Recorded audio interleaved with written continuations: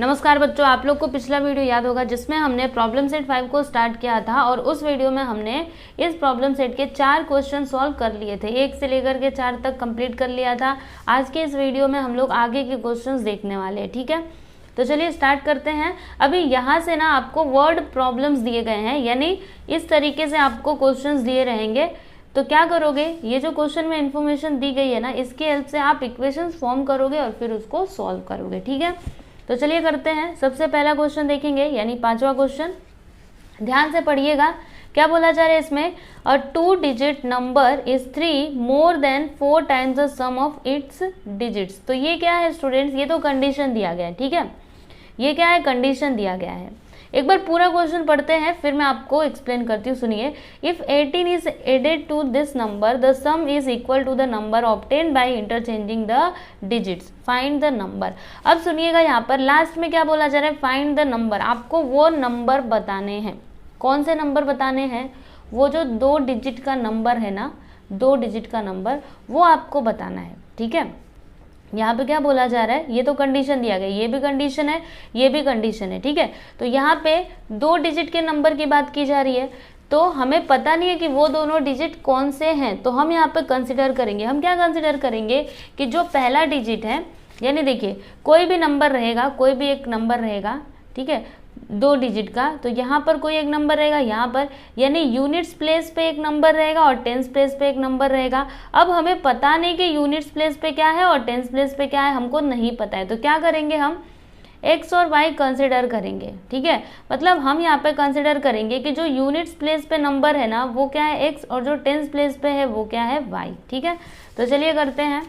देखो ज़्यादा कुछ इसमें है नहीं, लेकिन बस आपको क्वेश्चन समझना है, ठीक है। अगर क्वेश्चन समझे तभी आप सॉल्व कर पाओगे, नहीं समझे तो नहीं कर पाओगे।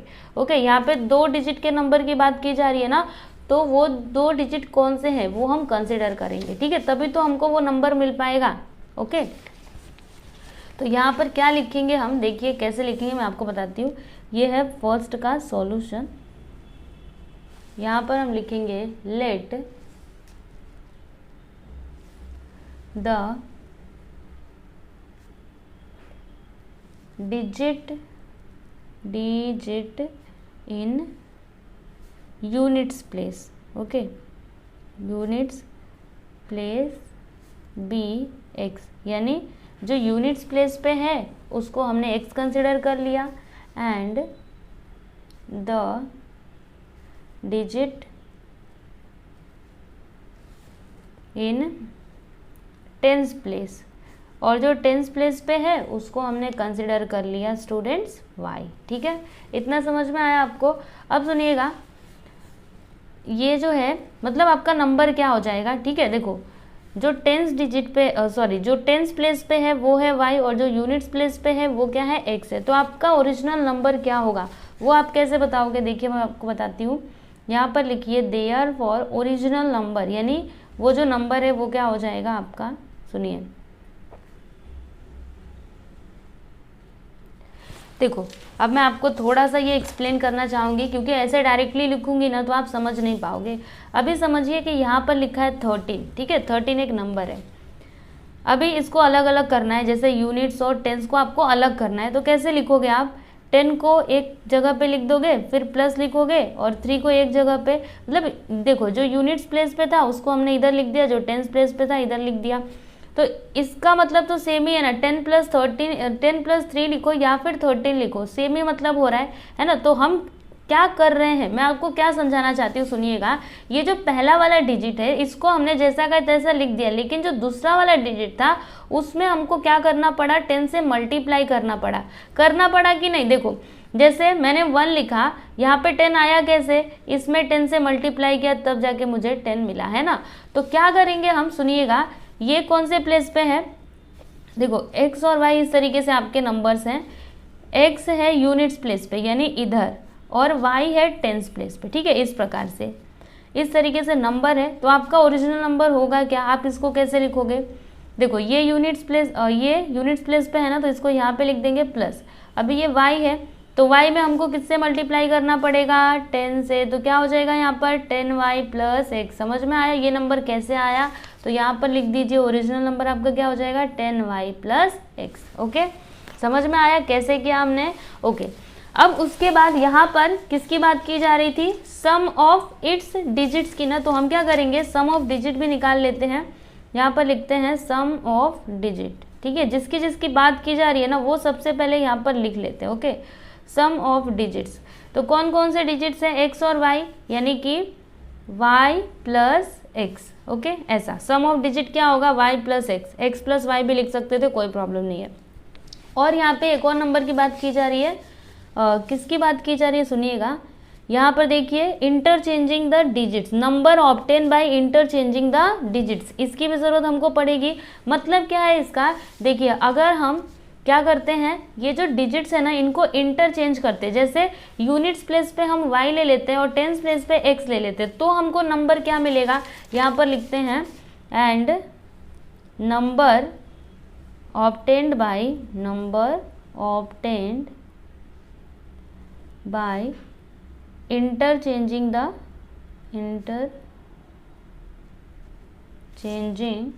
The digits. ओके, जब हम डिजिट्स को चेंज करेंगे तो हमको यहाँ पे नंबर क्या मिलेगा? देखिए, मैंने क्या बोला कि ये जो x है ना ये हो जाएगा टेंस प्लेस पे, यानी इस तरीके से। देखिए, पहले क्या आएगा? अच्छा, y तो ये टेंस प्लेस पे है, तो मैंने इंटरचेंज किया, यानी x को इधर ले लूँगी, y को इधर, तो मुझे नंबर क्या मिलेगा? अब मुझे इसमें क्या करना पड़ेगा? 10 से मल्टीप्लाई करना पड़ेगा, यानी 10x प्लस y हो जाएगा, राइट।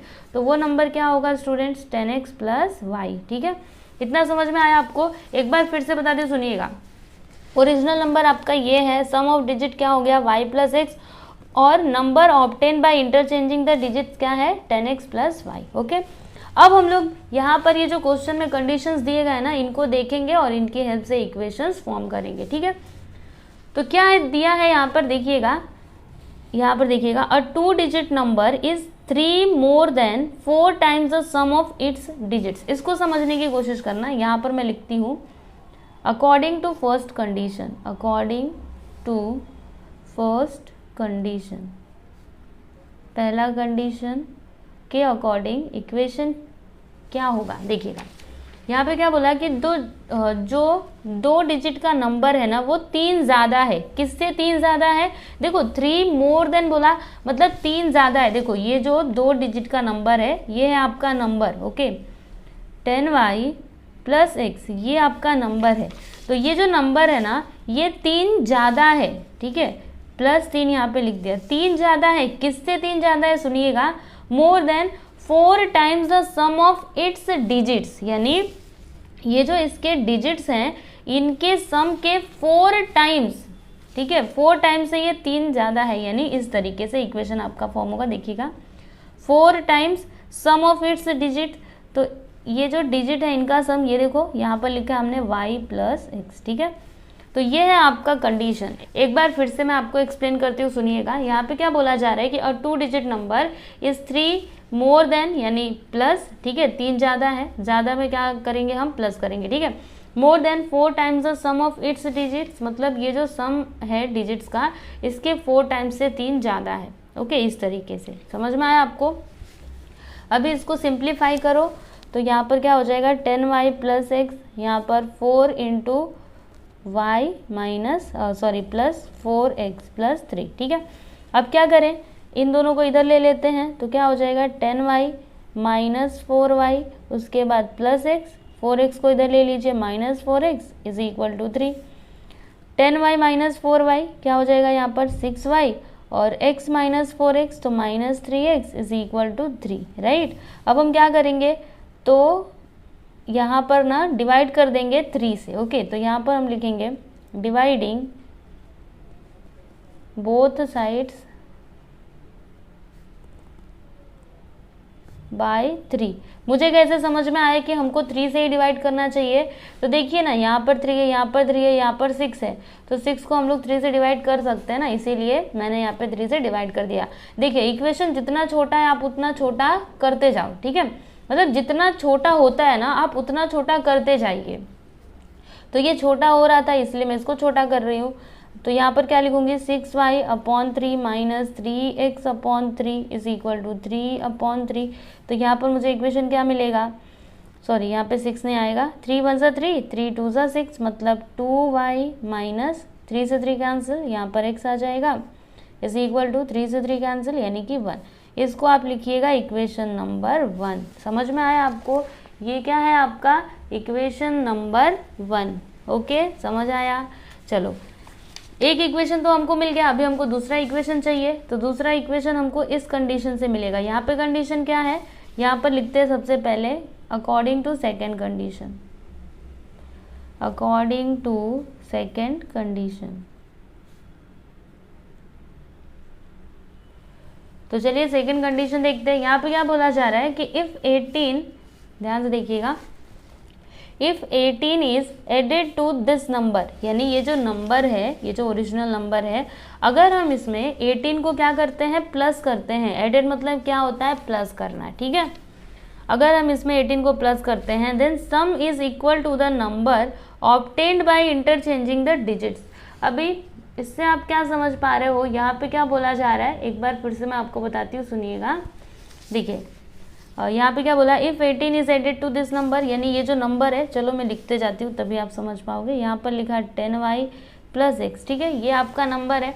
अभी इसमें हम क्या कर रहे हैं, 18 को प्लस कर रहे हैं। क्या कर रहे हैं स्टूडेंट्स, प्लस करते हैं, 18 को प्लस करते हैं।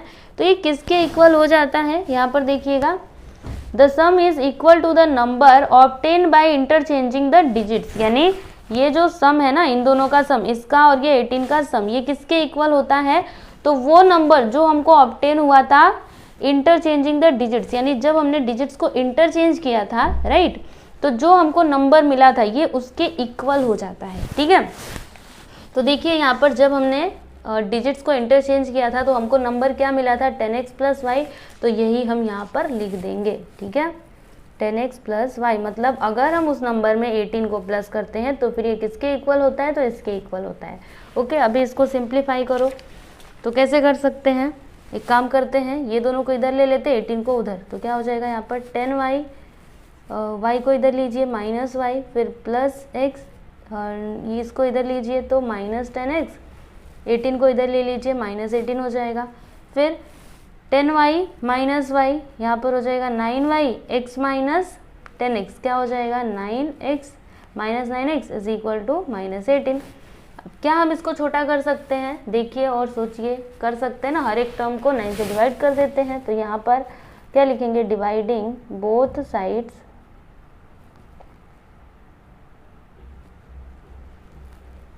बाय 9। ओके, तो क्या हो जाएगा यहाँ पर देखिए 9y upon 9 minus 9x upon 9 is equal to minus 18 upon 9।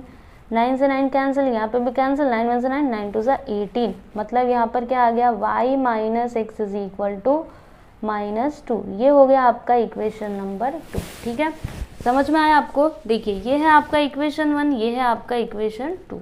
अब हम इन दोनों को सॉल्व करेंगे और x और y के वैल्यूज़ निकालेंगे। क्यों x और y के वैल्यूज़ निकालना है, क्योंकि हमको बताना है कि वो नंबर कौन सा होगा। तो वो नंबर हम कब बता पाएंगे, जब हमारे पास y और x के वैल्यूज़ होंगे तब, है ना। इसमें क्या करेंगे, हम y और x के वैल्यूज़ को पुट करेंगे जिससे हमको वो नंबर मिल जाएगा, ठीक है। तो चलिए इन दोनों को सॉल्व करते हैं। कैसे कर सकते हैं, सोचिए सोचिए कैसे कर सकते हैं। तो एक काम करते, सुनिएगा, इक्वेशन, अच्छा यहाँ पे माइनस है, यहाँ पे भी माइनस है, तो हमको माइनस करना पड़ेगा, राइट। तो इक्वेशन 2 में से 1 को माइनस कर देते, या फिर 1 में से 2 को माइनस कर देते, किसी में से भी आप कर सकते हो।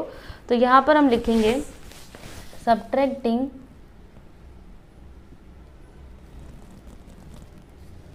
Equation 2 from 1। ओके, तो इक्वेशन 1 को पहले लिखते हैं, 2y minus x is equal to 1। ध्यान से देखते जाइएगा, गड़बड़ नहीं करनी है। फिर उसके बाद हम लोग ये पहला इक्वेशन लिखा, दूसरा इक्वेशन लिखते हैं, y minus x is equal to minus 2। अब क्योंकि हम माइनस कर रहे हैं ना, तो एक लाइन छोड़ देंगे, ठीक है। यहाँ पर माइनस का साइन आ जाएगा, यहाँ पर माइनस, यहाँ पर माइनस। अब ध्यान दीजिएगा, माइनस माइनस क्या होता है स्टूडेंट्स, प्लस होता है, माइनस माइनस क्या होता है, प्लस होता है। यहाँ पे तो माइनस ही रहेगा, ओके।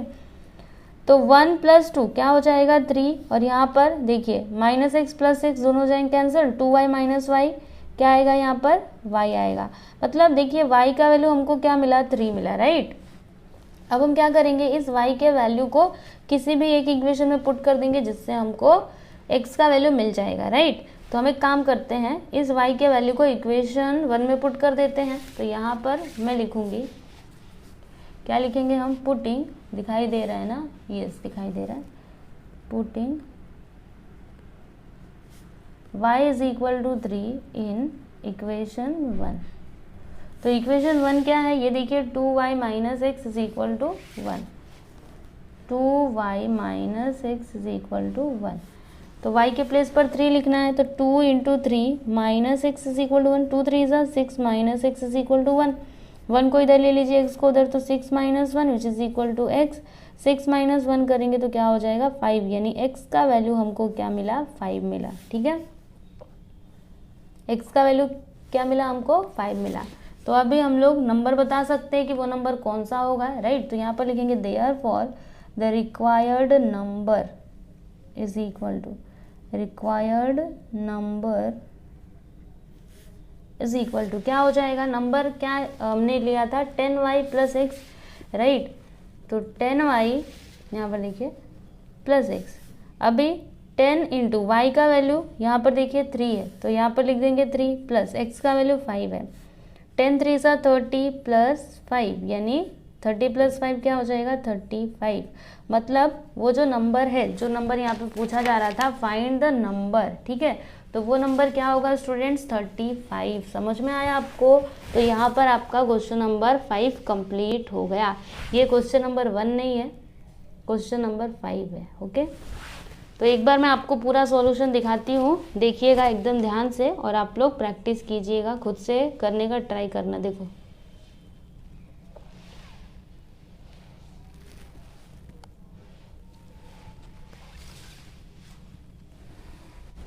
यहाँ पर देखिएगा, ये है आपका क्वेश्चन नंबर 6। इसमें क्या बोला जा रहा है कि the total cost of 8 books and 5 pens is 420 rupees and the total cost of 5 books and 8 pens is 321 rupees. Find the cost of 1 book and 2 pens. देखो ये दोनों क्या है, कंडीशंस दिए गए हैं कि 8 बुक्स और 5 पेन्स का टोटल कॉस्ट कितना होता है, 420 रुपये होता है, ठीक है। और 5 बुक्स 8 पेन्स का टोटल कॉस्ट कितना होता है 320 रुपीज़, ठीक है। ये दोनों कंडीशंस हैं आपके। इन कंडीशंस की हेल्प से हम क्या करेंगे, इक्वेशन फॉर्म करेंगे। ओके, हमको फाइंड क्या करना है, यहाँ पर एक बार देख लीजिएगा, find the cost of 1 book and 2 pens, यानी 1 बुक और 2 पेन्स का हमको कॉस्ट बताना है, ठीक है।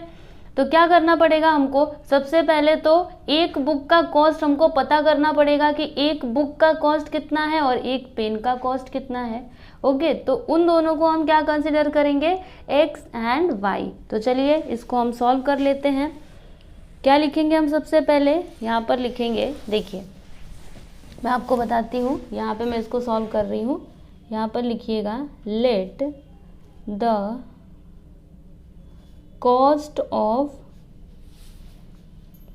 1 बुक बी ₹x, ठीक है, ₹x, and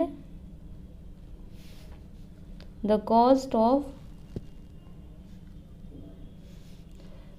of 1 pen be ₹y, ठीक है। ऐसा हमने कंसिडर कर लिया कि 1 बुक का कॉस्ट कितना है, x रुपया है, और 1 पेन का कॉस्ट कितना है, तो y रुपीज़ है, ठीक है। तो आप ही बताइए कि अगर हमको x और y इन दोनों के वैल्यूज़ मिल जाए तो हम अपना आंसर बता सकते हैं, है ना। 1 बुक का कॉस्ट और 2 पेन्स का कॉस्ट, टोटल कॉस्ट हम लोग बता सकते हैं, राइट। मतलब हमको क्या करना है, x और y के वैल्यूज़ निकालने हैं। तो कैसे निकालेंगे, इसके लिए हमको इक्वेशन फॉर्म करना पड़ेगा, राइट। तो यहाँ पर आपको 2 कंडीशंस दिए गए हैं। यहाँ पर हम सबसे पहले वाला लिखेंगे, यहाँ पर लिखेंगे according to first condition, according to first condition. तो पहला कंडीशन क्या दिया गया है, देखिए the total cost of 8 books and 5 pens is 420 rupees. देखिए 8 बुक और 5 पेन्स का टोटल कॉस्ट कितना होता है, 5 पेन्स है ना, हाँ 5 पेन्स का टोटल कॉस्ट होता है 420 रुपीज़। ओके, अभी हम यहाँ पर क्या लिखेंगे, 8x लिखेंगे प्लस 5y लिखेंगे। 8x और 5y आया कैसे, मैं आपको बताती हूँ, सुनिएगा। एक बुक की कीमत कितनी, x रुपया है, तो 8 बुक का कीमत कितना हो जाएगा, 8 बुक का कॉस्ट कितना होगा, 8x होगा, है ना, सही है कि नहीं। ऐसे ही तो हम लोग निकालते हैं ना, जैसे आप ही समझिए कि आप गए बुक खरीदने, ठीक है, एक बुक का दाम है 10 रुपया, आपने 2 बुक खरीदी तो आपको कितना पैसा देना पड़ेगा उसको, दुकानदार को, तो 10 गुणे 2 मतलब 10 इंटू 2। आप क्या करोगे, देखो आपने 2 बुक्स खरीदी है और एक बुक का प्राइस है इतना, तो टोटल अमाउंट आप कितना दोगे, 10 टू जा 20 रुपीज उस दुकानदार को दोगे। तो ये हमने कैसे निकाला, मल्टीप्लाई करके, है ना। तो सेम चीज यहाँ पर भी की गई है। कॉस्ट ऑफ 1 बुक कितना है, x रुपीज है, तो 8 बुक का कॉस्ट इतना हो जाएगा, 8x हो जाएगा। फिर एक पेन का कॉस्ट कितना है, y रुपीज है, तो 5 पेन का क्या हो जाएगा, 5y, ठीक है। दोनों का मिला करके टोटल कॉस्ट कितना होता है, 420 रुपीज, ऐसा क्वेश्चन में दिया गया है। ओके, इसको आप लिख दीजिए इक्वेशन नंबर 1। अब यहाँ पर हम लिखेंगे according to second condition, according to second condition.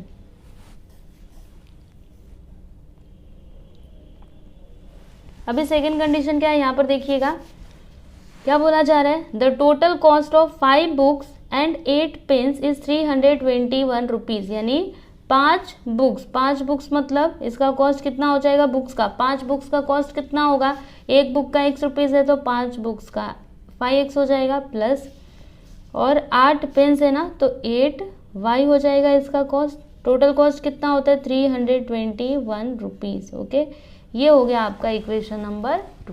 समझ में आया आपको। अभी हमें क्या करना है, इन दोनों इक्वेशंस को सॉल्व करना है। तो कैसे सॉल्व कर सकते हैं, यहाँ पे अगर आप देखोगे तो कोएफिशिएंट तो सेम है ही नहीं, यहाँ पे 8 है, यहाँ पे 5 है, यहाँ पे 5 है, यहाँ पे 8 है, तो क्या करें हमें क्या करना पड़ेगा, कोएफिशिएंट सेम करना पड़ेगा। तो एक काम कर सकते हैं, सुनिएगा ध्यान से, ये जो 8 है ना इसके प्लेस पे हम 40 ला सकते हैं और इस 5 के प्लेस पे भी 40 ला सकते हैं, फिर दोनों के कोएफिशिएंट सेम हो जाएंगे, फिर दोनों को कैंसिल करके हम लोग y का वैल्यू निकाल सकते हैं, है ना। तो क्या करना पड़ेगा हमको, यहाँ पे 40 लाने के लिए क्या करना पड़ेगा बताइए, 8 में मतलब यहाँ पर 5 से मल्टीप्लाई करना पड़ेगा और इसमें 8 से मल्टीप्लाई करना पड़ेगा, ठीक है। तो चलिए लिखते हैं हम यहाँ पे, क्या लिखेंगे, multiplying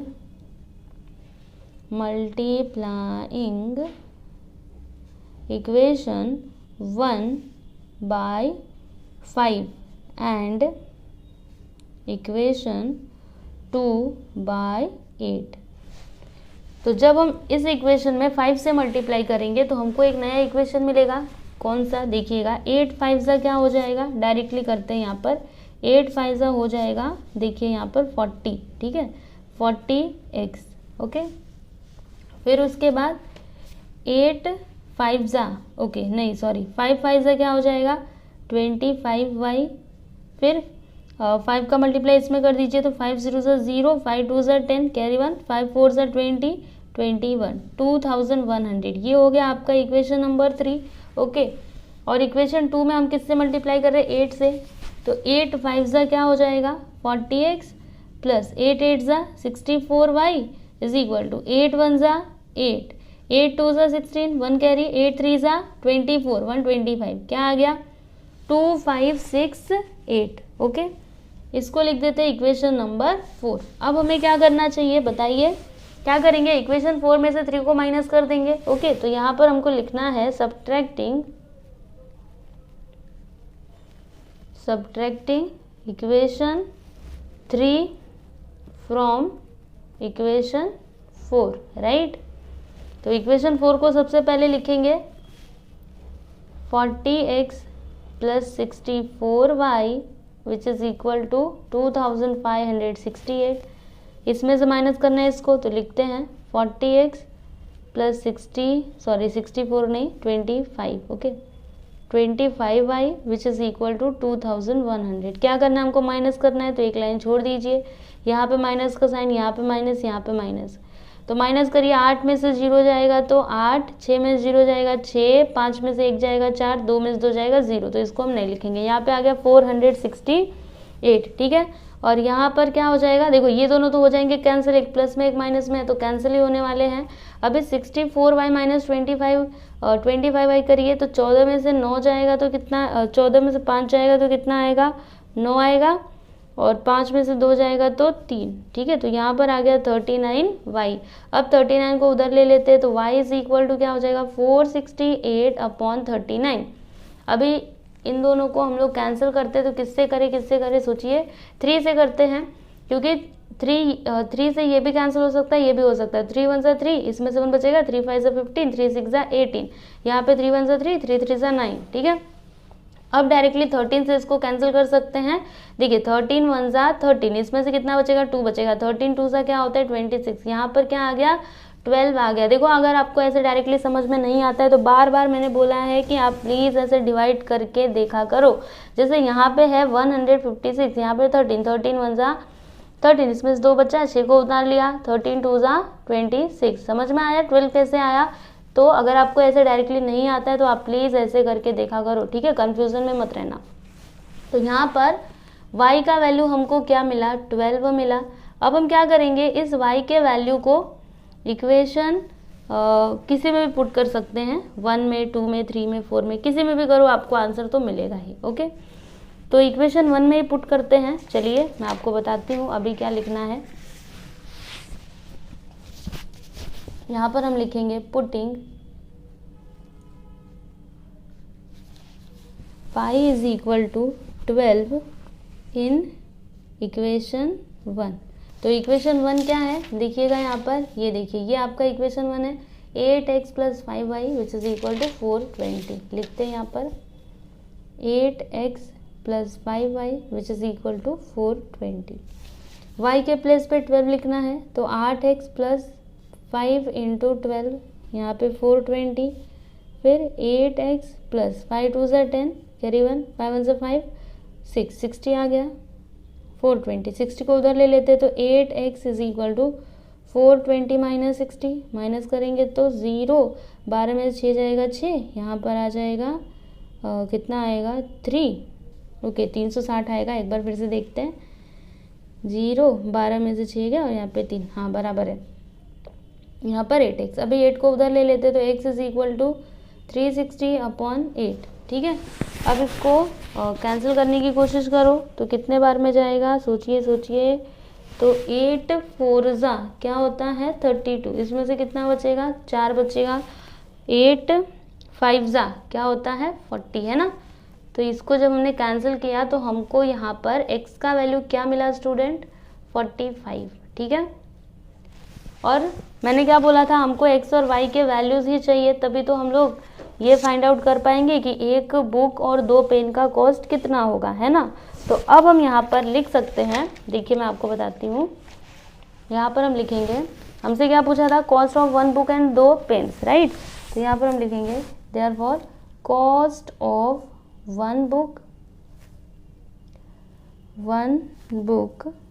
and 2 pens is equal to क्या होगा, सुनिएगा, एक बुक का कॉस्ट, इसको हमने क्या कंसिडर किया है x कंसिडर किया है, तो यहाँ पर लिख देंगे x प्लस 2 पेन का कॉस्ट कितना हो जाएगा, पेन के कॉस्ट को हमने क्या कंसिडर किया, एक पेन का कॉस्ट कितना y, तो 2 पेन का 2y हो जाएगा, राइट। अभी वैल्यूज पुट करते हैं तो x कितना है 45 और यहाँ पे 2 × y का वैल्यू ये देखिए यहाँ पर 12, तो यहाँ पर लिख देंगे 12। अभी इसको सॉल्व करो तो 45 + 12 2 ज़ा 24, दोनों को प्लस कर देते हैं, 4 और 5 9, 4 और 5 9, 4 2 6, यानी 69 रुपीज़। ओके, देखो एक बुक और 2 पेन्स का कॉस्ट कितना हो जाएगा 69 रुपीज़। समझ में आया आपको। तो ये क्या हो गया आपका फाइनल आंसर। ओके, एक बार मैं आपको स्टार्टिंग से सॉल्यूशन दिखाती हूँ, चाहिए तो आप लास्ट में इस तरीके से आंसर भी लिख सकते हो। क्या लिखोगे, the cost of 1 book and 2 pens is ₹69। Okay, चलो स्टार्टिंग से मैं आपको दिखाती हूँ इसका सॉल्यूशन, देख लीजिए।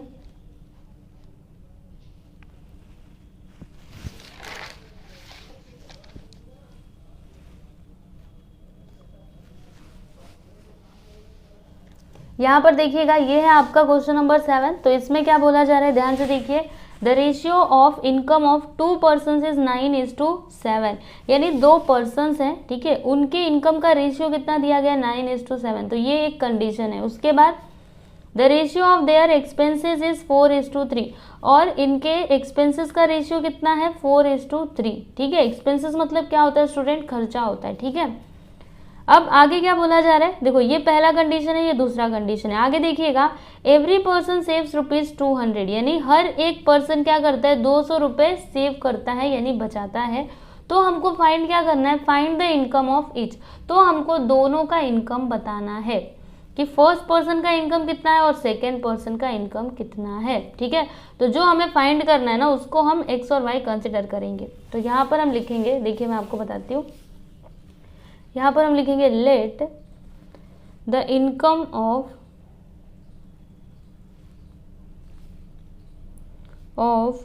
First person be ₹X and the income of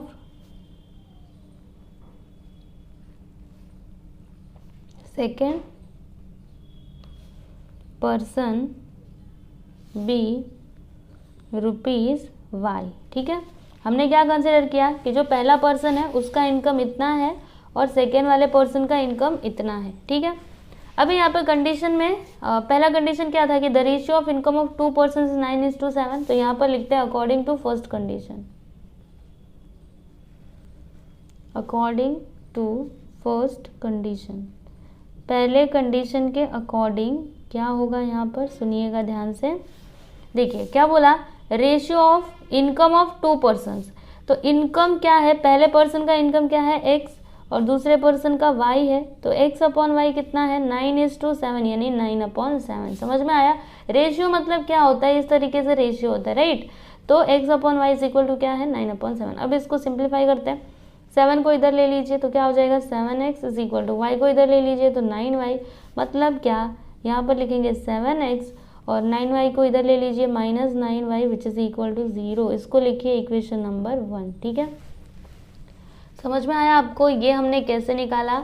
अब उसके बाद यहाँ पे आगे क्या बोला जा रहा है, इधर देखिएगा, the ratio of their expenses is 4:3। अभी उनके, ये देखिए, ये तो इनकम का रेशियो दिया गया था, अभी यहाँ पे एक्सपेंसेस का इनकम दिया गया है, एक्सपेंसेस का रेशियो दिया गया है, मतलब जो उनके एक्सपेंसेस है ना उनका रेशियो कितना है 4:3। तो हमें तो पता ही नहीं है कि पहले पर्सन का एक्सपेंसेस कितना है और दूसरे का कितना है, तो हम क्या करेंगे, सबसे पहले एक्सपेंसेस निकालेंगे। अभी एक्सपेंसेस मतलब क्या होता है, मैंने आपको क्या बताया था, खर्चा होता है, ठीक है। तो खर्चा आप कैसे निकालोगे, आप ही सोचिए। देखिए आप ना 200 रुपये कमाते हो, कितना कमाते हो 200 रुपये कमाते हो और 100 रुपया बचाते हो, ठीक है। 200 रुपया कमाते हो, 100 रुपया बचाते हो, तो आप खर्चा कितना करते हो, आपका एक्सपेंसेस कितना है, ये आप कैसे निकालोगे।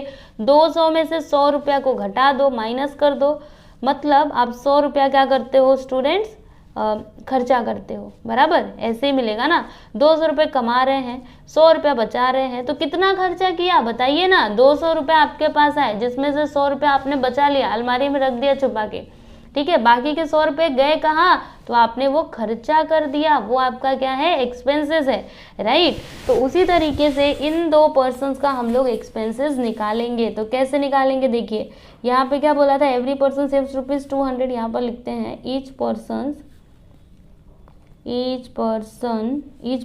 Okay saves ₹200। हर एक आदमी 200 रुपये क्या करता है, बचाता है, ठीक है, 200 रुपये बचाता है।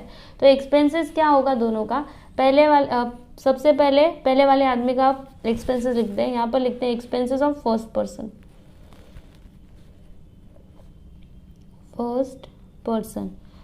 पर्सन का एक्सपेंसेस क्या होगा। देखो कितना कमा रहा है, इनकम कितना है x रुपीज़, खर्चा कितना बचा कितना रहा है 200 रुपये, तो टोटल एक्सपेंसेस क्या हो जाएगा उसका x - 200, है ना। ये क्या हो गया इसका एक्सपेंसेस। उसी प्रकार से जो सेकेंड वाला पर्सन है उसका भी एक्सपेंसेस हम लोग निकालेंगे। तो यहाँ पर क्या लिखेंगे, एक्सपेंसेस ऑफ, समझ में आया ना ये मैंने कैसे लिखा, इनकम माइनस सेविंग, ओके। फिर एक्सपेंसेस ऑफ सेकेंड पर्सन, अगर आप चाहिए ना तो यहाँ पे इनकम और सेविंग लिख सकते हो अपने जानने के लिए, ठीक है, नहीं तो बाद में आप सोचोगे ये कहाँ से आया, फिर तो गड़बड़ हो जाएगी। Income expenses of second person. Second person का इनकम कितना है वाई, बचा कितना रहा है 200 रुपये, तो ये क्या हो गया इसका एक्सपेंसेस ऑफ सेकेंड पर्सन। ठीक है, अभी सेकेंड कंडीशन क्या बोला था, यहाँ पर लिखते हैं according to second condition.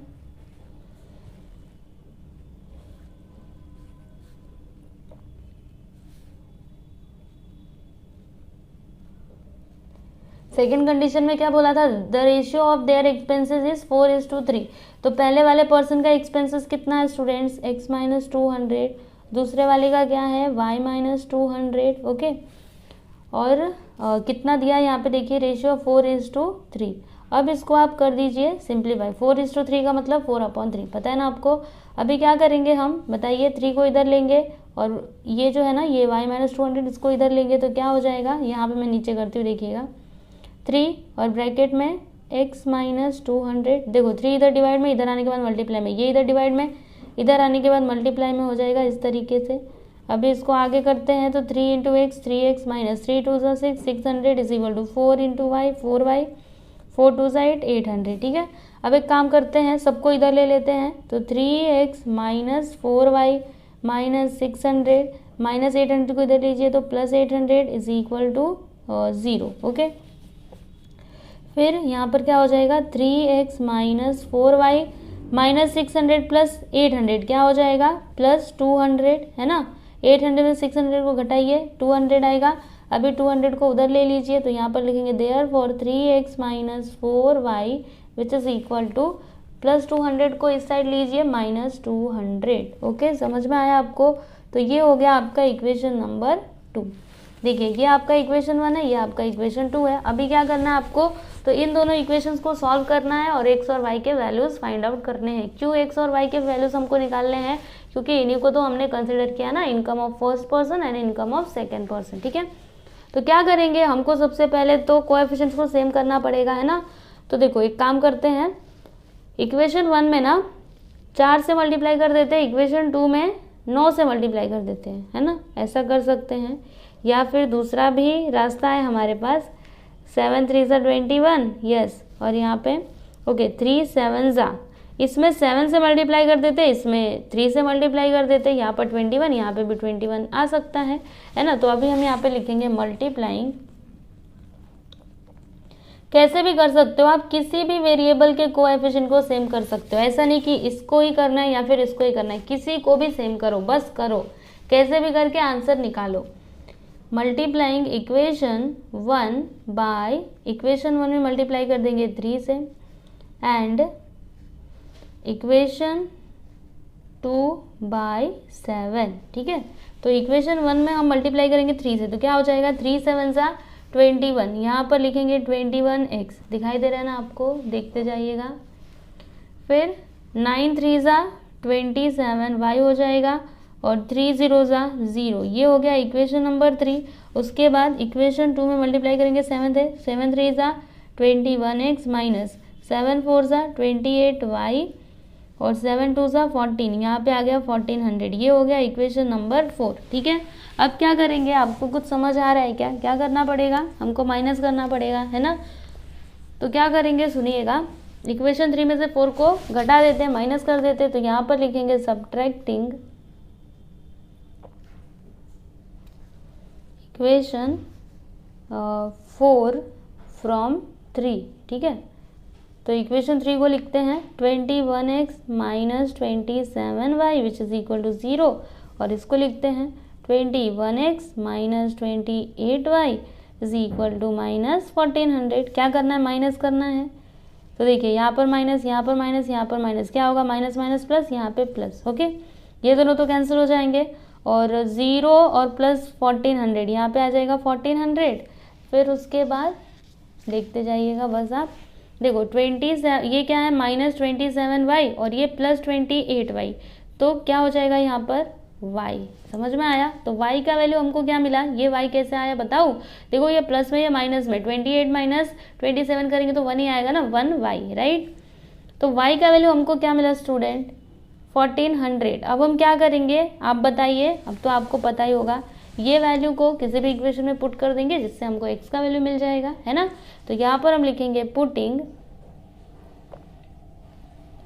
y is equal to 1400 in equation 1। ठीक है, इक्वेशन 1 ये देखिए यहाँ पर, ये है इक्वेशन 1। चलिए इसमें पुट करते हैं, लिखते हैं equation 1 7x minus 9y which is equal to 0। ये है आपका इक्वेशन 1। ठीक है, इसमें हमको y का वैल्यू कितना पुट करना है 1400। तो यहाँ पर हम लिखते हैं 7x minus 9 into 1400 which is equal to 0। 7x 9 0 0 9 0 0 9 4 सा 36 कैरी 3 9 1 सा 9 10 11 12। यहाँ पे क्या आ गया 12,600 यही आएगा। एक बार फिर से देखते हैं 3 9 1 सा 9 10 11 12 सही है। अभी इसको एक काम करते उधर ले लेते तो 7x is equal two plus 12,600 हो जाएगा। 7 को उधर ले लेते x is equal to 12,600 upon 7। 7 से इसको कैंसिल करने की कोशिश करते हैं। चलो डिवाइड करके देखते हैं, इस बार तो डायरेक्टली नहीं करेंगे। 12,600 7 7 7 चलो माइनस करते हैं तो कितना आएगा 7 8 9 10 11 12 यानी 5। ठीक है, और यहाँ पे 6 आ जाएगा। 7 8 से 56 और ये 2 0 यहाँ पर यानी 1800। ठीक है, यहाँ पे कैंसिल करेंगे तो क्या आएगा 1800। ये क्या हो गया स्टूडेंट, x का वैल्यू हो गया राइट। तो y का वैल्यू हमको क्या मिला है 1400। देखो y का वैल्यू हमको क्या मिला है 1400, x का वैल्यू क्या मिला है 1800। यही तो हमको चाहिए था। इनकम ऑफ फर्स्ट पर्सन क्या हो जाएगा ₹1800 और इनकम ऑफ सेकेंड पर्सन क्या हो जाएगा ₹1400। तो क्या लिखेंगे हम, लास्ट में इसका आंसर लिख देंगे देयरफॉर द इनकम ऑफ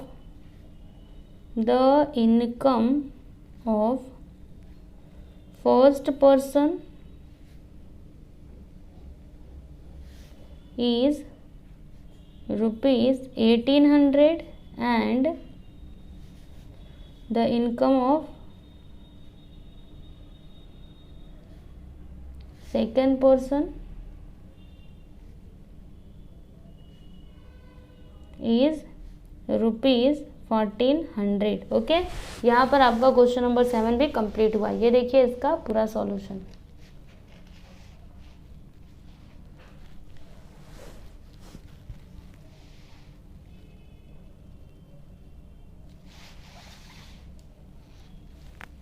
यहाँ पर देखिए ये है आपका क्वेश्चन नंबर 8। इसमें क्या बोला जा रहा है, देखो यहाँ से लेकर के यहाँ तक कंडीशन दिया गया है, पहला condition.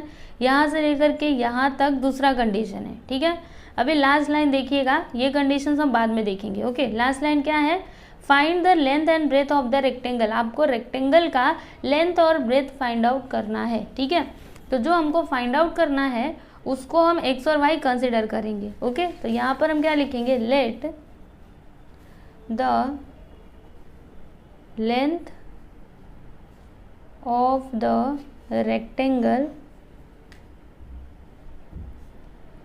be x units, okay, and breadth of the rectangle be y units। देखिए स्टूडेंट्स, यहाँ पे हमने क्या कंसिडर किया, जो रेक्टेंगल है उसका लेंथ है x यूनिट्स और जो उसका ब्रेथ है वो कितना है y यूनिट्स है। ठीक है, इतना क्लियर है आपको। अभी यहाँ पर ये जो आपका कंडीशन दिया गया ना, इसमें एक और चीज़ की बात की जा रही है, वो किसका, तो एरिया ऑफ रेक्टेंगल का। ठीक है, तो यहाँ पर हम एरिया भी लिख लेते हैं क्योंकि इसकी भी ज़रूरत हमको पड़ेगी, इसलिए पहले लिख लेते हैं एरिया ऑफ रेक्टेंगल। अच्छा, फॉर्मूला क्या होता है रेक्टेंगल के एरिया का, फॉर्मूला क्या होता है मैंने आपको पहले बताया है, क्या होता है लेंथ इंटू ब्रेथ। तो लेंथ क्या है x है और ब्रेथ कितना है y। तो ये क्या हो गया स्टूडेंट्स, एरिया हो गया। ठीक है, अभी हम लोग एक एक करके कंडीशंस देखेंगे और फिर इक्वेशंस फॉर्म करेंगे। ओके, तो यहाँ पर लिखेंगे अकॉर्डिंग टू फर्स्ट कंडीशन।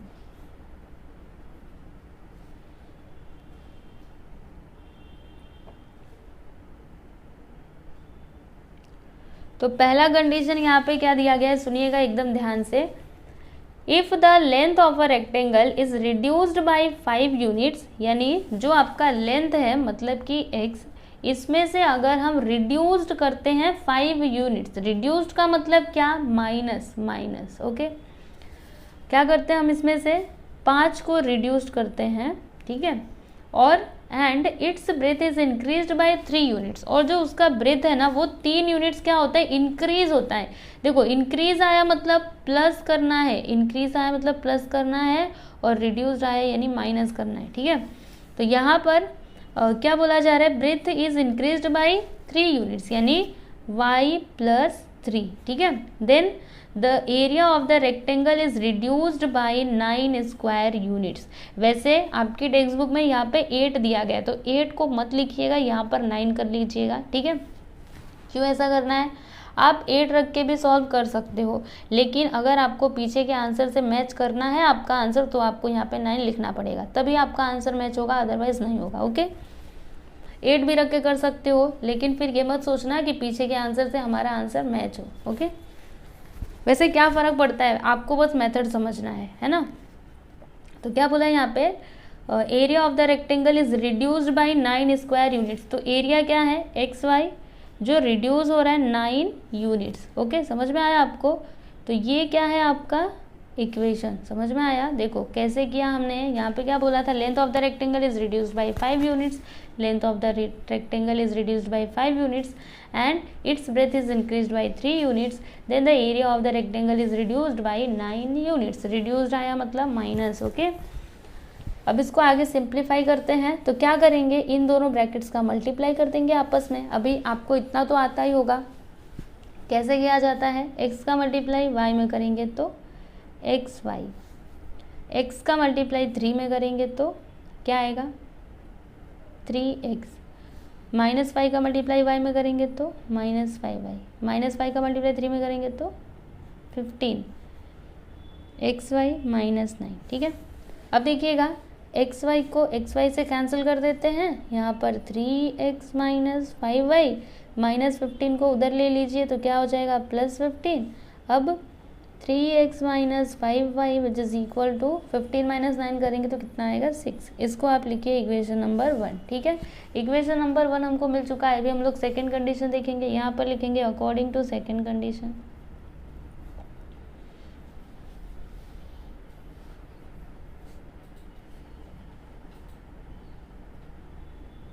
तो सेकंड कंडीशन क्या है, यहाँ पर देखिएगा, if length is reduced by 3 units, length मतलब x रिड्यूस हो रहा है 3 units, and breadth is increased by 2 units, breadth क्या है y which is increased by, increase मतलब plus 2 units, okay. Then the area of rectangle will increase by 67 square units. तो फिर जो एरिया है ना वो कितना इंक्रीज हो रहा है स्टूडेंट्स, एरिया क्या है x × y, ठीक है। ये इंक्रीज हो रहा है 67 स्क्वायर यूनिट्स, ठीक है।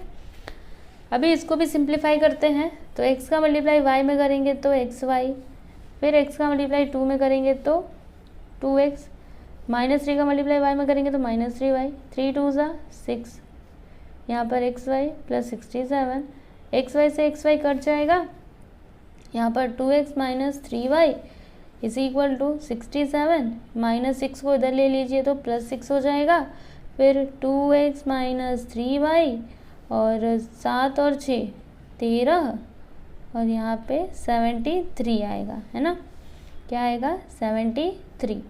तो ये क्या हो गया आपका इक्वेशन नंबर 2। समझ में आया आपको ये कैसे किया। अभी हमको क्या करना है, देखो इक्वेशन 1 मिला, इक्वेशन 2 मिला। अभी इन दोनों इक्वेशन को सॉल्व करके x और y के हमको वैल्यूज़ निकालने हैं। तो कैसे कर सकते हैं, सोचिए, कोएफिशिएंट्स को सेम करना है। यहाँ पे 3 है, यहाँ पे 2 है, यहाँ पे 5 है, यहाँ पे 3 है। तो क्या करें, एक काम करते हैं, इसमें ना हम 2 से मल्टीप्लाई कर देते हैं, इसमें 3 से, ओके। चलिए यहाँ पर मैं लिखती हूँ मल्टीप्लाइंग इक्वेशन 1/2, ठीक है। Multiplying equation 1/2 and equation 2/3, okay. इससे क्या होगा, यहाँ पर भी 6 आ जाएगा, यहाँ पर भी 6, और फिर बाद में हम दोनों को सॉल्व कर सकते हैं, है ना। कोएफिशिएंट तो सेम करना पड़ेगा सबसे पहले। तो अगर हम इक्वेशन 1 में 2 से मल्टीप्लाई करेंगे तो क्या हो जाएगा 6x - 3 2 ज़ा 6, फिर 5 2 ज़ा 10y और 6 2 ज़ा 12y। ये हो गया इक्वेशन 3। और इक्वेशन 4 क्या होगा, इसमें 3 से मल्टीप्लाई करना है, 3 2 ज़ा 6x माइनस 3 3 ज़ा 9y और 3 3 ज़ा 9 3 7 ज़ा 21, 219 क्या आएगा यहाँ पर 219। ओके चलो लिख देते हैं, ये हो गया आपका इक्वेशन नंबर 4। समझ में आया ये कैसे किया। अभी हम क्या कर सकते हैं, तो देखिए इक्वेशन किस में से किसको माइनस करें, इक्वेशन 4 में से 3 को माइनस कर देते, ठीक है। तो यहाँ पर हम लिखेंगे सब्ट्रैक्टिंग इक्वेशन 3 फ्रॉम 4। तो इक्वेशन 4 को पहले लिखते हैं, 6x minus 9y is equal to 219। वैसे 219 ही आएगा ना, एक बार देखते हैं, 3 3 ज़ा 9 3 7 ज़ा 21 बराबर है। फिर इक्वेशन 3 को लिखते हैं 6x minus 10y which is equal to 12। ठीक है, क्या करना है स्टूडेंट्स, माइनस करना है, तो यहाँ पर माइनस, यहाँ पर माइनस, यहाँ पर माइनस, क्या हो जाएगा माइनस माइनस प्लस यहाँ पे हो जाएगा। और 219 में से 12 को घटा दीजिए, 9 में से 2 गया तो 7 और 1 में से 1 जाएगा तो 0 और यहाँ पर 2, क्या ये सही है 207, 7 2 9 1, हाँ सही है 207 आएगा यहाँ पर। ठीक है, फिर माइनस 9y प्लस 10y, अभी देखो यहाँ पे माइनस नहीं रह गया है बल्कि 10 हो गया है, राइट। तो 10y माइनस 9y करेंगे तो यहाँ पर y आएगा। फिर उसके बाद ये दोनों तो कैंसिल हो जाएंगे, y का वैल्यू हमको क्या मिला 207। अभी हम क्या करेंगे, इस y के वैल्यू को इक्वेशन में पुट करेंगे। कौन से इक्वेशन में करना है, किसी में भी कर सकते हो, आपकी मर्जी। इक्वेशन 1 में पुट कर देते हैं, तो यहाँ पर लिखेंगे putting y is equal to 207 in equation 1। ठीक है, तो इक्वेशन 1 क्या है आपके सामने है, देखिएगा, ये देखिए यहाँ पर ऊपर देखिए, ये लिखा हमने 3x माइनस 5y, y के प्लेस पे हमको क्या लिखना है, ये देखिए 207 लिख देते हैं बराबर 6।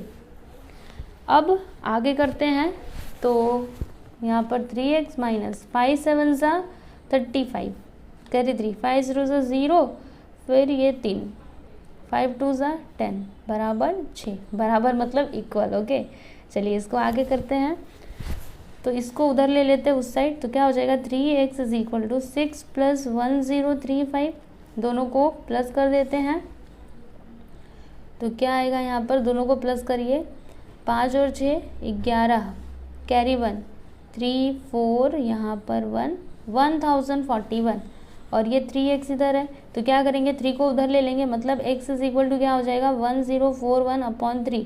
अभी 3 से ना आप डिवाइड करो, यहाँ पर इसको देखो 1041, 3 से डिवाइड कर, 3 3 ज़ा 9, माइनस करेंगे तो यहाँ पे 1 आ जाएगा, 4 को लिखा, 3 4 ज़ा 12, माइनस करेंगे 2 आएगा, 1 को लिखा, 3 7 ज़ा 21, क्या आया स्टूडेंट्स 347। ओके, जब इसको कैंसिल करेंगे तो आंसर क्या आएगा 347, मतलब x का वैल्यू हमको क्या मिला 347, y का वैल्यू क्या मिला 207, मतलब वो जो आपका रेक्टेंगल है ना उसका लेंथ कितना हो जाएगा, लेंथ कितना होगा 347 यूनिट्स और ब्रेथ कितना होगा तो 207 यूनिट्स। ठीक है, तो यहाँ पर हम लिख देंगे आंसर में therefore the length and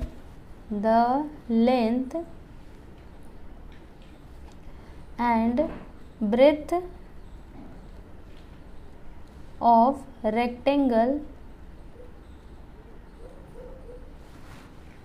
are, पहले क्या है लेंथ है, तो लेंथ कितना, लेंथ को हमने कंसिडर किया x यूनिट्स, तो x का वैल्यू क्या आया 347, तो यहाँ पर लिख देते हैं 347 यूनिट्स एंड ब्रेथ कितना, ब्रेथ मतलब क्या है y। ठीक है, तो कितना है 207, यहाँ पर लिखते हैं 207 यूनिट्स रेस्पेक्टिवली, यहाँ पर लिखते हैं रेस्पेक्टिवली। अच्छा, रेस्पेक्टिवली क्यों लिखा, रेस्पेक्टिवली का मतलब क्या होता है एक ऑर्डर में, जैसे देखिए पहले लेंथ है तो पहले लेंथ लिखा है, फिर उसके बाद में क्या है ब्रेथ है, तो दूसरा वाला जो नंबर रहेगा वो क्या हो जाएगा ब्रेथ। ओके, समझ में आया आपको, तो ये हो गया आपका फाइनल आंसर। यहाँ पर हमने क्वेश्चन नंबर 8 कंप्लीट कर लिया। तो देखिए इसका सॉल्यूशन यहाँ से स्टार्ट हो रहा है, आप देखो ये इसका सॉल्यूशन है।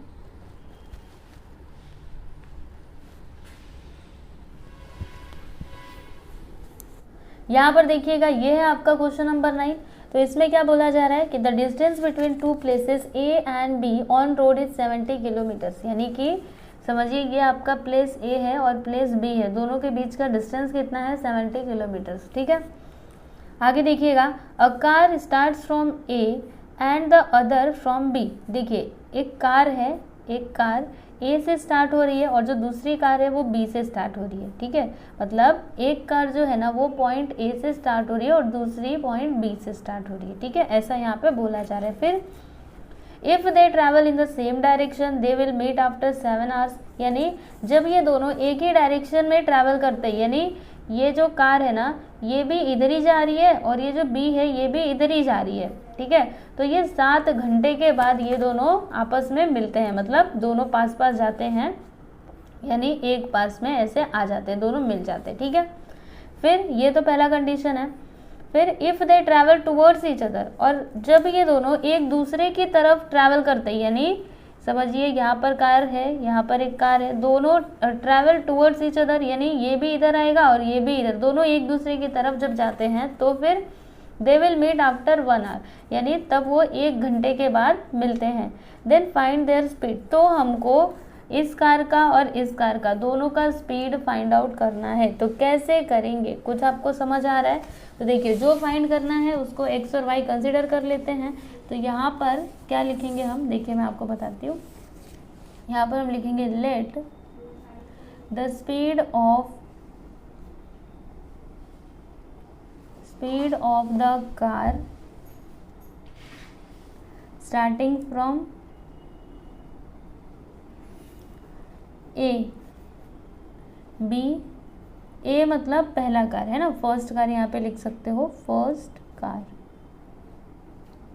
B x kilometre per hour. सुनिएगा ध्यान से, यहाँ पर मैंने क्या कंसिडर किया कि ये जो पहला कार है ना, मतलब जो इस पॉइंट से स्टार्ट हो रहा है, इसकी स्पीड हमने क्या कंसिडर कर ली, x किलोमीटर पर आवर। ठीक है, एंड दैट ऑफ, यहाँ पर लिखते हैं दैट ऑफ, या फिर आप पूरा लिखिए statement, and the speed of the car starting from B. ठीक है, इस प्रकार से लिखिएगा, and the speed of the car starting from B, starting from B यानी कि सेकेंड कार। ठीक है, सेकेंड कार, इसके स्पीड को हमने क्या कंसिडर किया, y किलोमीटर पर आवर। ठीक है, y किलोमीटर पर आवर, ऐसा हमने कंसिडर कर लिया है। ओके, समझ में आया ये मैंने कैसे लिखा, ये तो हमने कंसिडर किया। जो आपका फर्स्ट कार है उसका स्पीड है x किलोमीटर पर आवर, और जो आपका सेकेंड कार है उसका स्पीड कितना है, y किलोमीटर पर आवर। ठीक है, अब उसके बाद यहाँ पर हम कंडीशंस देखेंगे और इसी के अकॉर्डिंग इक्वेशन फॉर्म करेंगे। ओके, तो यहाँ पर लिख देते हैं according to first condition,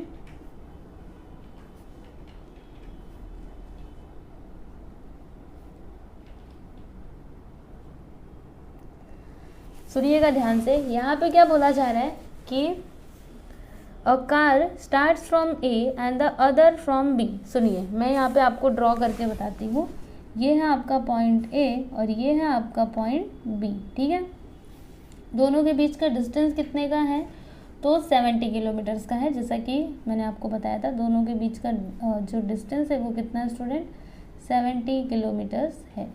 okay, अभी यहाँ पर सुनिए क्या बोला जा रहा है कि a car starts from A and the other from B. एक कार है जो स्टार्ट होती है ए से और दूसरी बी से। Okay, if they travel in the same direction, अगर वो दोनों सेम डायरेक्शन में ट्रैवल करते हैं, सेम डायरेक्शन में ट्रैवल करते हैं मतलब ये जो आपका कार ए है ना, मतलब यहाँ से जो कार स्टार्ट हो रही है वो भी इधर ही जा रही है, और ये जो सेकेंड कार है जो बी से स्टार्ट हो रही है वो भी इधर ही जा रही है। ठीक है, मतलब दोनों जब एक ही डायरेक्शन में जाते हैं तो ये कितने घंटे के बाद मिलते हैं, तो they will meet after 7 hours, यानी ये 7 घंटे के बाद मिलेंगे। कितने घंटे के बाद, 7 घंटे के बाद ये दोनों मिलेंगे। ओके, ऐसा यहाँ पे बोला जा रहा है। तो इस कंडीशन को आप लिखोगे कैसे, देखो मैं आपको बताती हूँ। टोटल देखो ये डिस्टेंस कितना है, ए से लेकर के बी तक का डिस्टेंस कितना है, 70 किलोमीटर्स का है, 70 किलोमीटर का डिस्टेंस है, राइट। अब सुनिए, ये जो कार ए से स्टार्ट हो रही है, ये कितने घंटे में बी वाले कार के साथ मिलेगी, 7 घंटे में।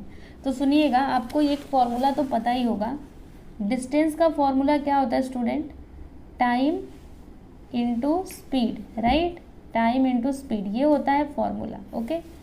तो अगर हमको ये जो फर्स्ट कार है, ठीक है, फर्स्ट कार उसने कितना डिस्टेंस ट्रैवल किया, अगर हमको ये बताना है तो हम क्या करेंगे, टाइम इनटू स्पीड करेंगे, राइट। तो टाइम कितने घंटे बाद मिल रहे हैं, 7 घंटे बाद मिल रहे हैं। स्पीड कितनी है फर्स्ट कार की, तो x किलोमीटर पर आवर, यानी यहाँ पे क्या हो जाएगा, total distance covered by first car क्या हो जाएगा, 7x। समझ में आया आपको, क्लियर है इतना। उसी तरीके से बी भी देखो, ये जो आपका कार यहाँ से स्टार्ट हो रहा है ना, ये 7y डिस्टेंस को कवर करेगा, सॉरी 7x, और ये कितना डिस्टेंस कवर करेगा, तो 7y। अभी ये 7y कैसे आया, सुनिए, टाइम इनटू स्पीड, टाइम कितने घंटे बाद मिल रहा है, 7 घंटे बाद मिल रहा है, ठीक है। स्पीड कितना है, दूसरे वाले कार का स्पीड कितना है, y किलोमीटर पर आवर, तो यहाँ पे टोटल डिस्टेंस कितना हो जाएगा, 7y, तो यहाँ पर मैंने लिख दिया 7y। अब बताइए यहाँ पे माइनस आएगा कि प्लस आएगा, आप ही सोचिए ना, इसने यहाँ से लेकर के यहाँ तक कितना डिस्टेंस कवर किया, 7x, ठीक है, और इसने यहाँ से लेकर के यहाँ तक कितना डिस्टेंस कवर किया, 7y। तो 7x में से 7y को जब आप घटाओगे तो आपको 70 मिलेगा कि नहीं, ये पूरा है 7x, इसमें से माइनस कर दो इसको, तो आपको क्या मिलेगा, 70। बस यही हमने यहाँ पर लिख दिया है और कुछ भी अलग से नहीं किया है, ठीक है, आपको ये बस समझना था, ठीक है। 7x minus 7y which is equal to 70, okay. अभी हम क्या कर सकते हैं, हर एक टर्म को 7 से डिवाइड कर देंगे, तो यहाँ पर लिखते हैं dividing both sides by 7, dividing both sides by 7, तो क्या हो जाएगा, 7x upon 7 minus 7y upon 7 which is equal to 70 upon 7, ठीक है। देखो, अगर आपको ये वाला समझ में नहीं आया है तो प्लीज़ एक बार फिर से इसको समझने की कोशिश करो। क्या ये देखो, यहाँ से लेकर के यहाँ तक डिस्टेंस कितना, 7x, इसने कितना डिस्टेंस ट्रैवल किया, 7y, तो 70 किलोमीटर कैसे आएगा, 7x, इतने में से इसको घटाओगे तो यही आएगा ना, वही तो लिखा है, ठीक है। तो कन्फ्यूज़न में मत रहना, नहीं आया होगा तो थोड़ा पीछे जा कर के देख लेना एक बार।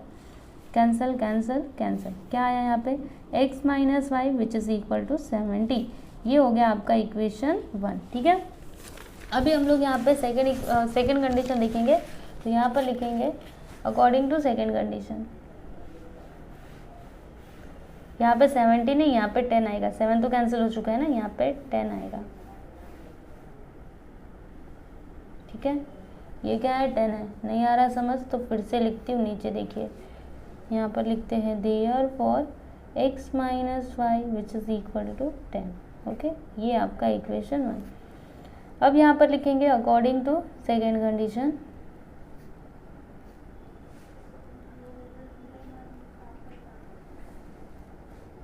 तो सेकेंड कंडीशन क्या है, चलिए समझते हैं।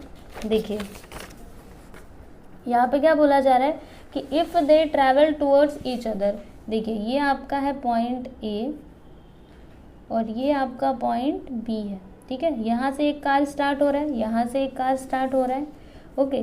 तो if they travel towards each other, यानी अगर देखो यहाँ से लेकर के यहाँ तक का डिस्टेंस कितना है, 70 किलोमीटर, जैसा कि हम लोग जानते हैं।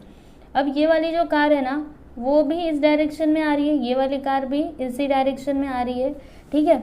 तो जब ये दोनों एक दूसरे की तरफ ट्रैवल करते हैं तो 1 घंटे के बाद मिलते हैं, कितने घंटे के बाद, 1 घंटे के बाद, समझिए 1 घंटा यहाँ पे हो गया और ये दोनों मिल गए। तो इन्होंने कितना डिस्टेंस ट्रैवल किया स्टूडेंट्स, देखो ये जो कार है इसकी स्पीड कितनी है, x किलोमीटर पर आवर, और ये 1 घंटे में मिल रही है इसके पास, तो यहाँ पे total distance covered by first car क्या हो जाएगा, क्या होगा टाइम इनटू स्पीड, तो टाइम कितना 1, स्पीड कितना है x किलोमीटर पर आवर यानी x, ठीक है। तो यहाँ पर लिख देंगे x। उसके बाद ये जो आपका दूसरा कार है, सेकेंड कार, वो भी इधर से आ रहा है, 1 घंटे बाद मिल रहा है, तो total distance covered by second car क्या हो जाएगा, स्पीड इनटू टाइम, तो 1 घंटा, और स्पीड कितना है सेकेंड कार का, y किलोमीटर पर आवर यानी y आ जाएगा, राइट। तो यहाँ पर लिखेंगे y। अब दोनों का जोड़ करके कितना होगा 70 किलोमीटर। क्यों? क्योंकि देखो ना यहाँ से यहाँ तक का डिस्टेंस कितना है 70 किलोमीटर ही है। दोनों इधर से इधर, देखो ये यहाँ से आया, ये यहाँ से आया, मतलब डिस्टेंस कितना होगा दोनों का मिला करके 70 किलोमीटर होगा, है ना। दोनों का डिस्टेंस मिला करके क्या होगा 70 किलोमीटर। समझ में आया आपको? अब इसको आप लिख दीजिए इक्वेशन नंबर 2, ठीक है। दोनों इक्वेशन को सॉल्व करते हैं, प्लस कर देते हैं दोनों को। यहाँ पर लिखेंगे adding 1 and 2, adding equation 1 and 2। तो इक्वेशन 1 है x minus y is equal to 10, equation 2 है x plus y which is equal to 70। Plus करना है ना, यहाँ पे प्लस का साइन लगा दीजिए।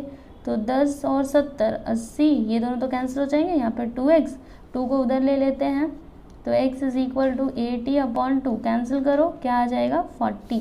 x का वैल्यू हमको क्या मिला स्टूडेंट्स, यहाँ पर लिखते हैं x इज इक्वल टू 40, ठीक है। तो x का वैल्यू मिल चुका है, अभी हमको y का वैल्यू चाहिए। तो क्या करेंगे, इस x के वैल्यू को किसी भी इक्वेशन में पुट कर देंगे। तो यहाँ पर हम लिखेंगे putting x is equal to 40 in equation 1, ठीक है। तो इक्वेशन 1 क्या है, x minus y which is equal to 10। अभी x के प्लेस पर 40 रखिए, तो 40 minus y which is equal to 10। अब एक काम करते हैं, 10 को इधर y को उधर ले लेते, तो क्या हो जाएगा 40 माइनस 10 प्लस वाई। तो 40 में से 10 को घटा दीजिए, क्या आता है 30 आता है, मतलब y इज इक्वल टू क्या आ गया 30, ठीक है। तो ये हो गया आपका y का वैल्यू। हमको यही दोनों तो फाइंड करना था ना, हमको स्पीड बताना था दोनों कार का, राइट। तो देखो ये जो x किलोमीटर है फर्स्ट कार, उसका स्पीड क्या हो जाएगा, x का वैल्यू कितना है 40 किलोमीटर पर आवर, और जो आपका सेकंड कार है उसका स्पीड कितना हो जाएगा 30 किलोमीटर पर आवर। ओके, तो आंसर आप कैसे लिखोगे, यहाँ पर हम इसका आंसर लिख देंगे। देखिए मैं आपको बताती हूँ कैसे आंसर लिखना है।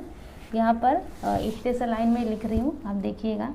यहाँ पर लिखिए 10 speed of first car is, पहले कार का speed 40 kilometre per our and second and that of, okay यहाँ पर लिख दीजिए दैट ऑफ, मतलब सेकेंड कार का speed. Okay, that of second car is क्या आ जाएगा यहाँ पे 30 किलोमीटर पर आवर। ओके, तो ये हो गया आपका फाइनल आंसर। समझ में आया? वैसे फाइनल आंसर तो आप लोग लिख सकते हो ना, यहाँ पे आपको अगर समझ में भी नहीं आ रहा होगा तो कोई बात नहीं, आप लोग अपने से लिख लेना, ठीक है।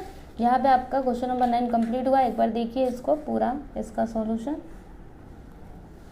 चलो स्टार्टिंग से दिखाती हूँ।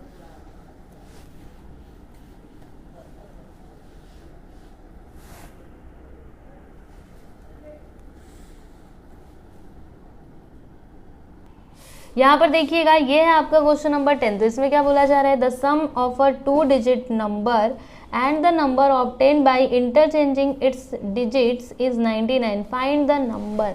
ओके, तो यहाँ पर बस एक ही कंडीशन दिया गया है। तो कैसे करना है इसको, देखिए मैं आपको समझाती हूँ। देखो 2 डिजिट का एक नंबर है, 2 डिजिट का, ठीक है। तो जो यूनिट्स प्लेस पे है उसको हम x कंसिडर कर लेते हैं, और जो टेंस प्लेस पे है उसको हम y कंसिडर कर लेते हैं। तो यहाँ पर हम लिखेंगे लेट, देखो क्वेश्चन नंबर 10 का सॉल्यूशन ये है। Okay, let the digit in units place, okay units place be, let the digit in units place be x, ठीक है। And the digit in tens place b y, ठीक है। हमने x और y consider कर लिया। तो अभी नंबर क्या हो जाएगा, यहाँ पर लिखिए देयर फॉर नंबर, यानी ओरिजिनल नंबर, ठीक है। यहाँ पे ओरिजिनल नंबर लिखोगे तो ज़्यादा बेटर है। क्या लिखोगे, ओरिजिनल नंबर। ओके, आपका ओरिजिनल नंबर क्या हो जाएगा, देखो जैसे हमने क्वेश्चन नंबर 5 किया था, ये है आपका टेंस प्लेस का नंबर। तो इसमें क्या करेंगे हम, बताइए किससे मल्टीप्लाई करना पड़ेगा हमको, 10 से। तो यहाँ पर हो जाएगा 10y प्लस, और यूनिट्स प्लेस का जो नंबर है उसमें 1 से मल्टीप्लाई करना पड़ेगा, तो 1 × x करेंगे तो x ही आएगा। यानी ये आपका क्या हो गया, ओरिजिनल नंबर हो गया, ठीक है। और यहाँ पर एक और नंबर की बात की जा रही थी, number obtain by interchanging its digit. तो हम क्या करते हैं ना, यहाँ पर वो नंबर भी लिख देते हैं, जब हम इनके डिजिट्स को क्या करेंगे, इंटरचेंज करेंगे, तो फिर नंबर हमको क्या मिलेगा वो, ठीक है। तो यहाँ पर हम लिखते हैं number obtained by interchanging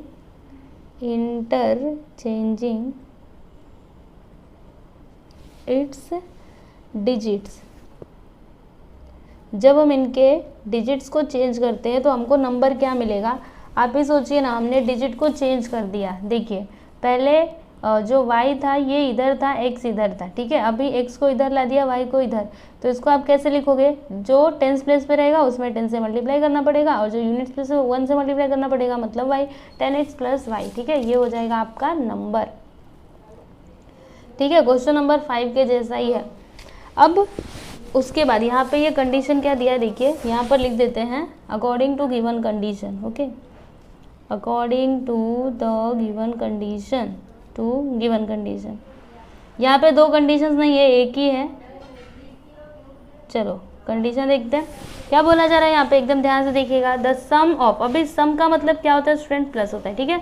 the sum of a 2 digit number, यानी जो 2 डिजिट का नंबर है वो मतलब ये है 2 डिजिट का नंबर 10y प्लस x, ठीक है। यहाँ पे क्या बोला, सम यानी प्लस, ठीक है, प्लस का साइन लगा देते हैं। फिर आगे देखिएगा, the sum of a 2 digit number and the number obtained by interchanging its digit. सुनिए, जो ये है 2 डिजिट का जो नंबर है वो, और जब हम इसके क्या करते हैं, डिजिट्स को चेंज करते हैं, इंटरचेंज करते हैं, तब जो नंबर ऑब्टेन होता है उन दोनों का सम कितना है, 99, ओके। तो number obtain by interchanging the digits क्या था, 10x प्लस y, ठीक है। इन दोनों का सम कितना होता है स्टूडेंट्स, 99 होता है। ये आपका कंडीशन है, ओके। समझ में आया कैसे किया हमने, द सम मतलब plus of a 2 digit number and the number obtain by interchanging its digit. तो देखो number obtain by interchanging its digit कितना होता है, दोनों का सम 99, ओके। अब इसको आगे सॉल्व करते हैं तो क्या हो जाएगा, मल्टीप्लाई करना पड़ेगा, नहीं ब्रैकेट्स को हटाते हैं, 10y plus x plus 10x plus y is equal to 99, okay. अब क्या होगा, तो 10y और ये y मिला करके 11y, x plus 10x 11x which is equal to 9। 11 से अभी डिवाइड कर देते हैं, यहाँ पर लिखते हैं dividing both sides, dividing each term भी लिख सकते हो, ईच टर्म बाय 11। तो 11y upon 11 plus 11x upon 11, 99 upon 11।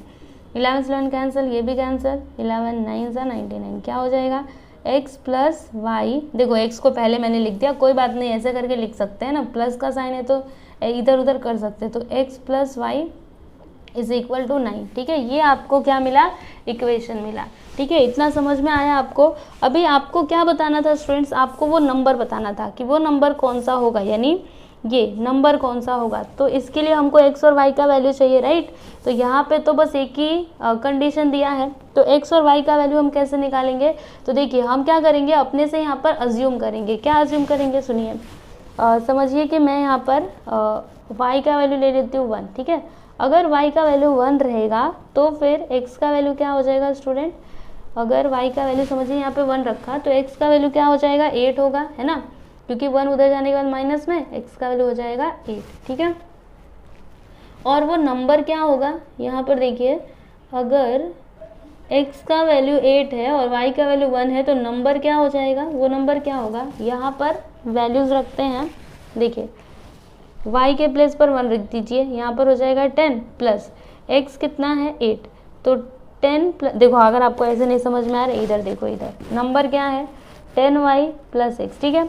यहाँ पर देखिए y के प्लेस पे क्या रखा, 1 रखा, तो 10 इंटू 1 प्लस y के प्लेस पे 1 रखा तो x कितना मिला 8, तो यहाँ पर रख देते 10 1 ज़ा 10 प्लस 8 कितना हो गया 18, यानी वो नंबर क्या हो जाएगा 18, ठीक है।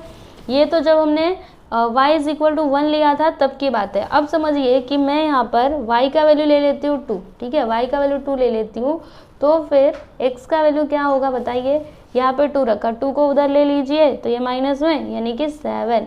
तो जब ऐसा कंडीशन होएगा तो यहाँ पर आपका नंबर क्या होगा, देखो ये आपका नंबर है, इसमें y का वैल्यू 2 रखते हैं तो 10 इंटू 2 प्लस x का वैल्यू कितना आता है 7, तो 10 2 सा 20 प्लस 7 क्या हो जाएगा 27। तो अगर मैं ऐसा करूँगी तो हमको नंबर क्या मिलेगा 27, ठीक है। इसी तरीके से आगे बढ़ता जाएगा। अब समझिए मैंने y का वैल्यू 3 ले लिया तो मुझे x का वैल्यू क्या मिलेगा, then x is equal to 3 उधर जाने के बाद माइनस में 6 हो जाएगा। फिर वो नंबर मुझे क्या मिलेगा, नंबर देखो y का वैल्यू 3 यानी y के प्लेस पर 3 रखा प्लस x के प्लेस पर 6, 10 3 सा 30 प्लस 6 क्या हो जाएगा 36, यानी अभी मुझे यहाँ पर क्या मिलेगा स्टूडेंट 36, ठीक है। ऐसे करके ये बढ़ता ही जाएगा, ओके। मतलब देखो हम 4 अज्यूम करेंगे तो x का वैल्यू कुछ और आएगा, फिर नंबर हमको दूसरा कुछ मिलेगा, ओके। समझ में आ रहा है, तो लास्ट में आप इसका आंसर लिख सकते हो, बस यहीं तक करो, ज़्यादा करने की जरूरत नहीं है। यहाँ पर लिख दीजिए therefore the number can be, क्या क्या हो सकते हैं नंबर्स 18, 27, 36 और इसी तरीके से ये आगे बढ़ते जाएंगे ETC एक्सेट्रा, ओके। तो बस ये है आपका फाइनल आंसर। समझ में आया कैसे किया हमने, ये देखो इसमें ना बस एक ही कंडीशन दिया गया था, तो एक कंडीशन से तो एक ही इक्वेशन फॉर्म होगा ना, 2 कैसे हम बना पाएंगे। तो इस तरीके से सॉल्व करना है, याद रखिएगा कभी ऐसा क्वेश्चन आए तो आपको ऐसे ही करना है। देखिए एक बार, तो फाइनली यहाँ पर हमने प्रॉब्लम सेट 5 को कंप्लीट कर लिया है। आई होप कि आपको सारे क्वेश्चन समझ में आए होंगे, लेकिन फिर भी अगर किसी भी क्वेश्चन में कुछ भी डाउट है तो आप मुझसे इंस्टाग्राम पे पूछ सकते हो, टेलीग्राम पे पूछ सकते हो या फिर कमेंट करके भी पूछ सकते हो, ठीक है। तो चलिए अभी हम लोग नेक्स्ट वीडियो में मिलते हैं, धन्यवाद।